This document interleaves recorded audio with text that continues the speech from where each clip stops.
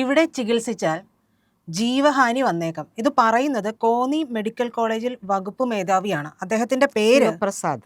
അതെ, ഡോക്ടർ ശിവപ്രസാദ് ആണ് ഇത് പറഞ്ഞിരിക്കുന്നത്. അപ്പൊ ഇത് സംബന്ധിച്ച് ഒരു നോട്ടീസ് അദ്ദേഹം കൊണ്ടുവന്ന് പതിക്കുകയും ചെയ്തു. പിന്നീട് ഇത് കീറിക്കളയുന്നു. നമ്മുടെ ആരോഗ്യമന്ത്രി സ്വാഭാവികമായിട്ടും അതിനെക്കുറിച്ച് പ്രതികരിച്ചത് ഡോക്ടർ അച്ചടക്ക നടപടി നേരിട്ടയാളാണ് എന്നുള്ളതാണ്. ഈ ആരോഗ്യ വകുപ്പിനെ കുറിച്ച് പറയുമ്പോൾ നമ്പർ 1 ആണെന്ന് പറയുന്നു. പക്ഷേ ഇതെല്ലാം ഇവിടെ നമ്പർ 1 നടന്നുകൊണ്ടിരിക്കുകയാണ്. എന്തിലാണെന്ന് മാഡം പറഞ്ഞില്ല.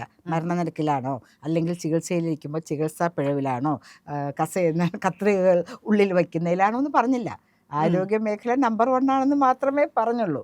അപ്പം അത് ഏതാണെന്നും കൂടെ സ്പെസിഫൈ ചെയ്യണം നമ്മളെ കേട്ടുകൊണ്ടിരിക്കുന്നവർക്ക് വേണ്ടി. അതെ, എന്തായാലും അച്ചടക്ക നടപടി നേരിട്ട ആളാണോ അല്ലയോ എന്നുള്ളത് അവിടെ നിൽക്കട്ടെ. ഞാൻ ചോദിക്കുന്നത്, ഈ ആരോഗ്യ മേഖലയെ കുറിച്ച് കഴിഞ്ഞ 5 വർഷമായിട്ട് നിരന്തരം നമ്മൾ കേട്ടുകൊണ്ടിരിക്കുകയാണ്.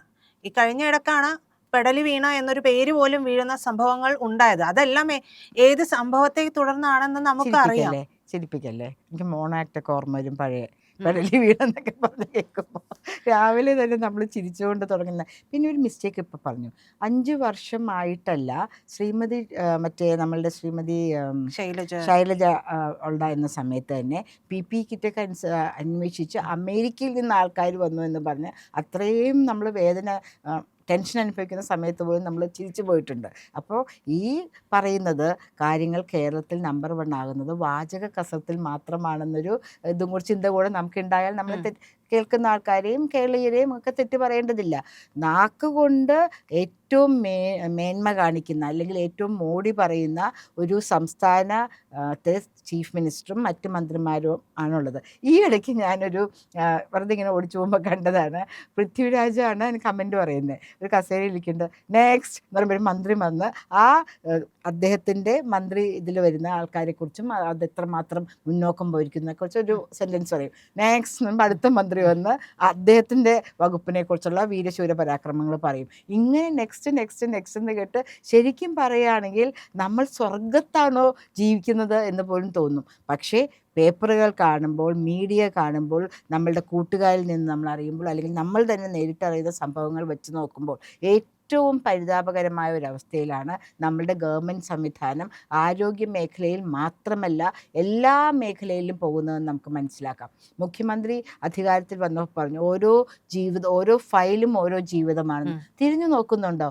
ആ ഫയലും പിടിച്ച് എത്ര മാസം നമ്മൾ തന്നെ ചെയ്തൊരു വീഡിയോ ആണ് റൈറ്റ് ടു PM എന്ന്. എവിടെ നിന്നൊക്കെ ആളുകൾ വിളിക്കുന്നേ പ്രജിത. ഇന്ന് രാവിലെ ഞാൻ ഇറങ്ങുമ്പോഴും കൂടെ ആളെന്നെ വിളിച്ചു. ഞങ്ങൾ മുഖ്യമന്ത്രിയുടെ ഇതിന് അദാലത്തിന് പോയി, അതിൻ്റെയൊക്കെ വന്നു. എത്ര നേരം ഞങ്ങൾ അതിൻ്റെ പുറകെ നടന്നു. ഒരാൾ ഫോൺ പോലും എടുക്കുന്നില്ല.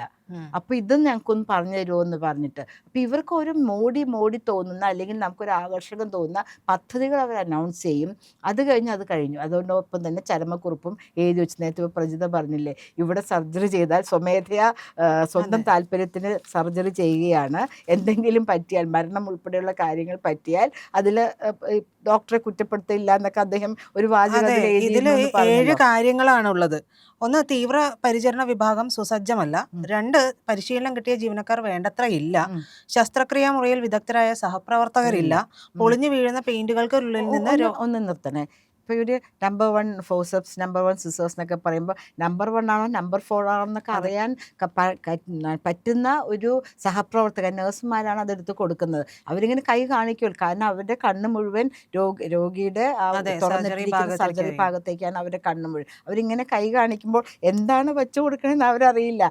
അത് വച്ച് കഴിയുമ്പോൾ, ആ രോഗിയുടെ ശരീരത്തിലേക്ക് വച്ച് കഴിയുമ്പോഴാണ് ചിലപ്പോൾ ശരിക്കുള്ള ഉപകരണമാണോ വേറൊരു ഉപകരണമാണോ എന്ന് മനസ്സിലാവും. ഫോസപ്സ് ആണോ, സിസേഴ്സ് ആണോ, നീഡിലാണോ എന്ന് തിരിച്ചറിയാൻ കഴിയുന്ന നഴ്സുമാർ കൂടെ നിൽക്കണം.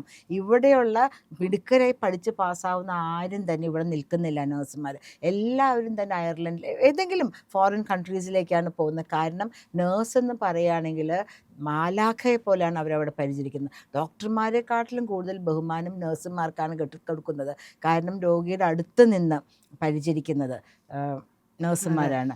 ഇഞ്ചക്ഷൻ കൊടുക്കൂ എന്ന് പറഞ്ഞ് ഡോക്ടർ പോവുകയുള്ളൂ. നമുക്ക് വേദന എടുക്കാൻ സാരമില്ലാട്ടോ എന്ന് തിരുമ്മി ഇഞ്ചക്ഷൻ തരുന്നത് നഴ്സുമാരാണ് അല്ലേ. അപ്പോൾ അങ്ങനെയുള്ള സഹപ്രവർത്തകരില്ലാത്തത് കൊണ്ട് തന്നെയാണ് ഈ പ്രശ്നങ്ങൾ. ഞാൻ ഓർക്കുന്നു പ്രജിത, ആ ഡോക്ടർ കത്തിര വെച്ച ഡോക്ടർ നഴ്സിനോട് ചോദിച്ചു, തുന്നിക്കെട്ടുന്നതിന് മുമ്പെന്നാണ് പറയുന്നത്, ആ മാഡത്തിനെതിരെ കേസൊന്നും വന്നതായിട്ട് ഞാൻ വായിച്ചില്ല. ശരിക്കും ആക്ച്വലി ഓടിയത് പ്രൊസീജിയേഴ്സ് ഈ കത്തിര ഉള്ളിൽ പോയ സംഭവത്തില്ലേ, അവർ നോക്കിയിട്ടൊന്നും എല്ലാ ഇൻസ്ട്രുമെൻസും തിരിച്ച് ട്രെയിലുണ്ടെന്ന് എണ്ണി തിട്ടപ്പെടുത്തിയെന്ന് പറഞ്ഞതിന് ശേഷമാണ് ഞാൻ ക്ലോസ് ചെയ്യുന്നത്.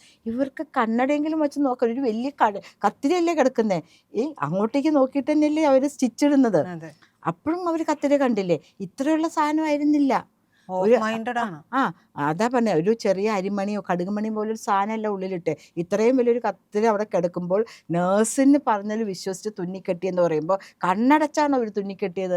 തുന്നിക്കെട്ടുമ്പോഴെങ്കിലും അത് കിടക്കുന്ന കാണണ്ടേ. അപ്പം ഇതൊക്കെ നമ്മൾ ഇവരെപ്പോഴും പറയും, ഇങ്ങോട്ടേക്ക് ശരിക്കും ചിരി വരുന്നൊരു കാര്യമാണ്, അരിയാഹാരം കഴിക്കുന്ന കേരളത്തിലെ ജനങ്ങൾ ഇതൊന്നും വിശ്വസിക്കൂല. ശരിയാണ്, അരിയാഹാരം കഴിക്കുന്ന കേരളത്തിലെ ജനങ്ങൾ ഇത് വിശ്വസിച്ചിട്ടില്ല എന്ന് തന്നെ നമുക്ക് പറയേണ്ടി വരും.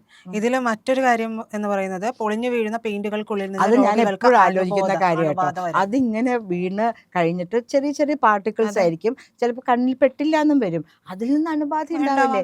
എപ്പോഴും ഇത് കോൺക്രീറ്റ് പൊട്ടി വീഴുന്നുണ്ടല്ലോ, എത്ര കുട്ടികൾക്ക് പരിക്കേറ്റിരിക്കുന്നു. നമ്മുടെ ശിവൻകുട്ടി അപ്പൂപ്പൻ്റെ കാര്യം നമുക്ക് പിന്നെ ചർച്ച ചെയ്യാം. അത്ര സ്കൂളുകളുടെ കെട്ടിടങ്ങളിൽ നിന്നാണ് കോൺക്രീറ്റ് പാലുകൾ അടർന്ന് വീണിരിക്കുന്നത് അല്ലേ. അപ്പം ഇത് ഏറ്റവും ക്രിമിനലായിട്ടുള്ളൊരു കാര്യമാണ്. ഏറ്റവും എന്താ പറയുക, അവരുടെ ആരോഗ്യത്തിനെ കുറിച്ച് ഒട്ടും കൺസേൺഡ് അല്ലാത്ത ഒരു മന്ത്രി ഭരിക്കുമ്പോൾ മാത്രമേ ഇങ്ങനെയുള്ള കാര്യങ്ങളൊക്കെ സംഭവിക്കുകയുള്ളൂ. അപ്പോൾ ഈ വിഷയത്തിൽ മറ്റ് 2 കാര്യങ്ങൾ കൂടിയുണ്ട്. ജീവൻ രക്ഷാ ദൗത്യം വേണ്ടി വന്നാൽ ഹൃദ്രോഗ വിദഗ്ധനോ വൃക്ക രോഗവിദഗ്ധനോ ഇല്ല. വൈകിട്ട് 5-ന് ശേഷം ഫാർമസി ഇല്ല. വന്യമൃഗശല്യമുണ്ട്. ആ 3 കാര്യങ്ങളില്ല. അപ്പോൾ നമ്മൾ ചികിത്സിക്കാൻ പറ്റില്ല. പിഴവിനെ കുറിച്ചാണ് നമുക്ക് അന്വേഷിക്കേണ്ടത്. ഇതില് വിവാദമായതോടുകൂടി ഈ നോട്ടീസ് കീറിക്കളഞ്ഞിട്ട് ശരിയാവോ? അതാണ് എനിക്ക് മനസ്സിലാവുന്നത്. ഡോക്ടറോട് ആശുപത്രി സൂപ്രണ്ട് വിശദീകരണം ചോദിച്ചു. പക്ഷേ ഈ ഒട്ടിച്ച ഡോക്ടർ പറയുന്നുണ്ട് ഇത് പതിച്ചത് ആരോഗ്യമന്ത്രി പറഞ്ഞിട്ടാണെന്ന് പറഞ്ഞുകൊണ്ടിരിക്കണേ. ഇനി അതിൽ എന്ത് വാഗ്വാദം ഉണ്ടായിക്കോട്ടെ, ഡോക്ടർ ഹാരിസ് ചിറക്കലിനെ നമ്മൾ ആരും മറന്നിട്ടില്ല. ഇല്ല, തിരുവനന്തപുരം മെഡിക്കൽ കോളേജിൽ അദ്ദേഹം പറഞ്ഞു, ഇന്ന സാധനങ്ങൾ മേടിച്ചു കൊണ്ടുവരുവാണെങ്കിൽ നമ്മൾ ചെയ്യാം. അദ്ദേഹം മുന്നിട്ട് കൊടുത്ത് കുറച്ച് രൂപകളൊക്കെ കൊടുക്കണ്ടായിരുന്നു എന്നാണ് നമ്മൾ കേട്ടത്.